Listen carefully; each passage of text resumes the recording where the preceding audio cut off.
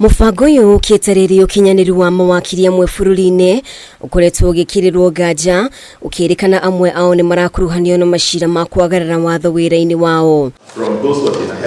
Murugamiriri munene wa kanju iria yehokeirwo gukinyaniria mubango wa mathomo maya Dr. Wambua augite muoroto wa mubango uyu ni gutigirira mawakiri ni mamukira mathomo maria mekumahotithia guteithia mwingi kwamukira kihoto na njira huthu. It is meant to ensure that the advocates who go through our program emerge from it with the skills and the tools they require to practice effectively as lawyers. We're also focusing on imbuing or inculcating ethics, professional ethics, so that the advocate of the 21st century is an ethical advocate. Wambua akiongerera ati mubango uyu mweru ugukorwo kioya ithenya ria mubango uria ukoretwo ukihuthirwo kuma mwaka wa 2009 nginya mwaka wa 2018.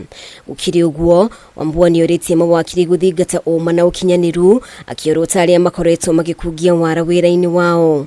As I said, is distinguished from the training that lawyers go through in universities, in the sense that the core focus will be on the skills that lawyers need to practice effectively in this country.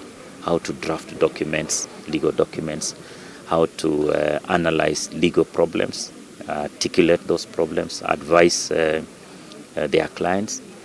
And it is targeting not just lawyers in the private practice, but also lawyers, advocates who serve in other realms, like in the public sector. We have advocates who sit as judges, magistrates. Ameba mwe kanju-ini ino ni matugiritie mubango uyu makiuga wina mathomo mena uguni makiria kuri mawakiri ukiringithanio na mubango wa hau kabere. I understand the ethics, ethical issues are very pertinent and prevalent in our profession. So in a sense, this curriculum is coming at the right time to help us deal with that crisis of ethics. We're trying to see those components of our practice that perhaps were not quite taken care of in the previous nature of trainings that we've had, and which maybe would take root in the sort of contemporary practice that we have today. Kanju ino iragomanite hindi ya kuruguria Mutaratara uyu mwena wa Naivasha. We have a very robust mechanism of dealing with those errant members, and be it members of the bar or the bench, the Law Society has always been at the top of of its voice in just raising concerns whenever there's an issue. Girifotera Kameme TV, litwa riakwa ni Mubi Washige.